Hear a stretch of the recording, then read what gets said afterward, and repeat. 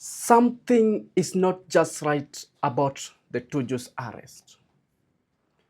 Can you imagine a man disappears, reappears, and immediately forcefully get arrested? This is no longer a legal story, but a deep message being passed. Ladies and gentlemen, kindly subscribe to our podcast, The Real Game Kenya.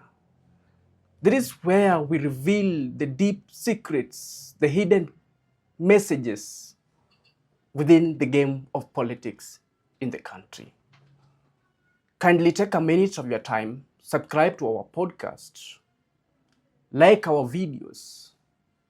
I have to submit that with this being a young podcast, kindly be part of the growth of this podcast. Now, the story of Tuju is something that has hit the media line, the media house. It is everywhere, social media platforms. Yesterday, there was a speculation of Tuju disappearance. The man has disappeared for about 24 to 36 hours. Then today, Tuju appeared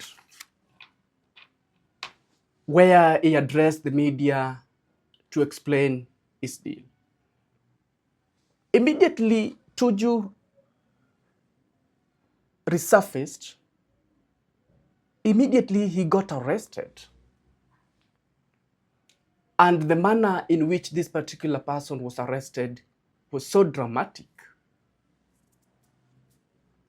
This raises concerns, questions, more questions than answers are arising from this particular drama. Yes. So, have you asked yourself, was Tuju's disappearance really genuine or strategic? Do you think when Tuju disappeared, was it genuine or strategic?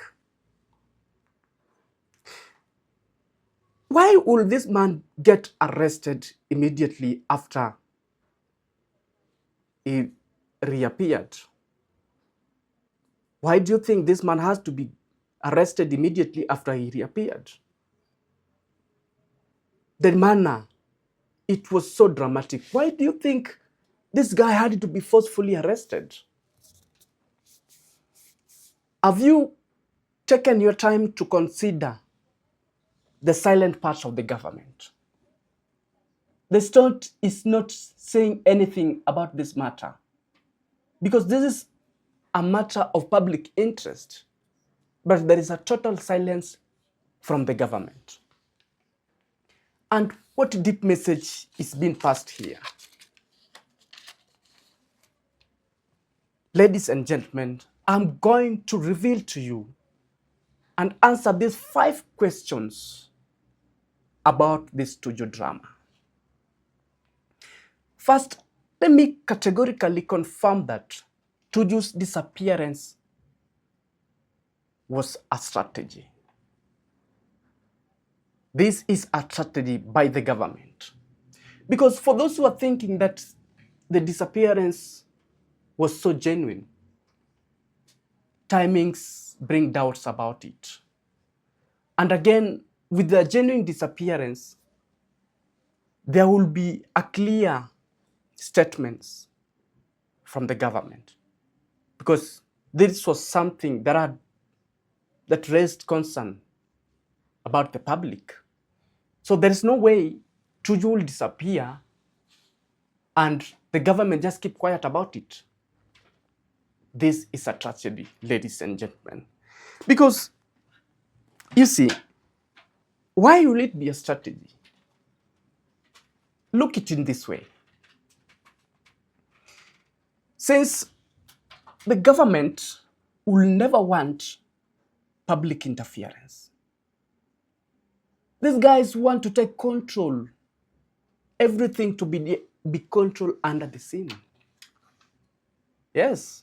This is why it has to be secret. They want things to be done under the scene. Consider the part of being arrested immediately after he resurfaced. Because we have been told immediately Tuju reappeared, he was immediately arrested. This clearly confirmed to us that, you see, the authorities were ready. They were just waiting for this man. Immediately appears to get arrested. So this is to kill, you see, because immediately Tuju addressed the public. The government never wanted the perception, never wanted Tuju's narrative to sink deep to the public. Because this is the man who has gained the public sympathy. The moment he comes in, addresses the public, it gains public attention.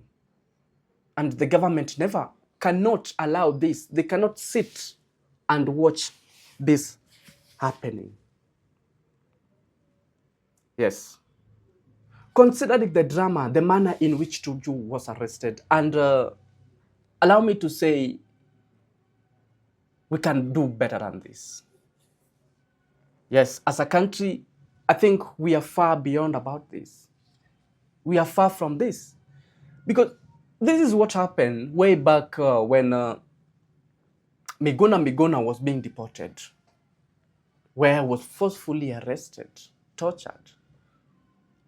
And again, in this particular story, there is also claims that the man was forcefully arrested where he was pushed to the vehicle.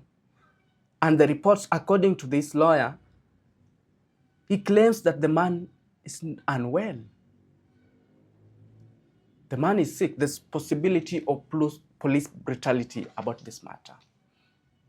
So I want to distance myself and sound warning to the government that as a country, I think there is a protocol in which somebody should be arrested.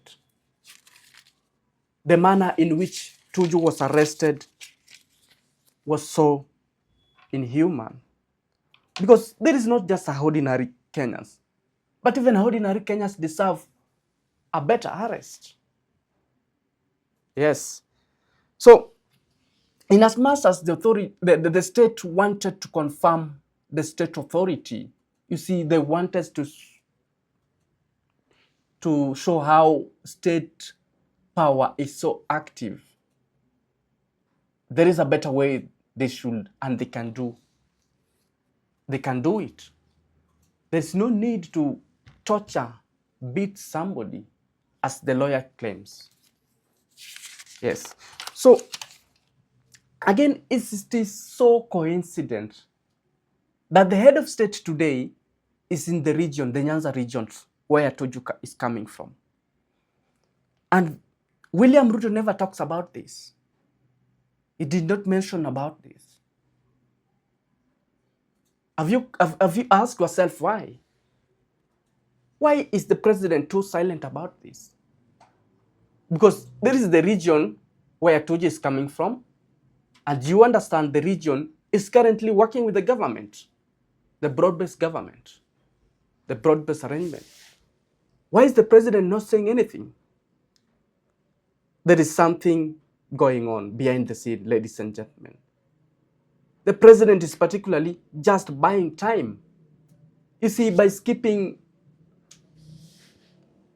silent about this particular matter, it is just to buy time so that behind the scenes, things are going on.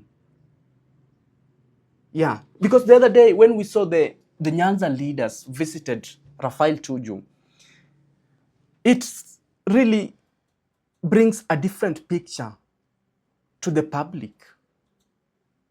It really contradicts. It's a contradictory because how will you claim that you're working with us and you're torturing our son?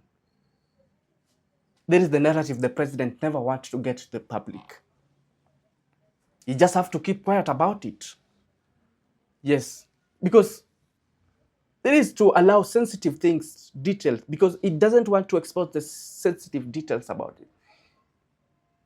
There is the information that the government doesn't want to come to the public.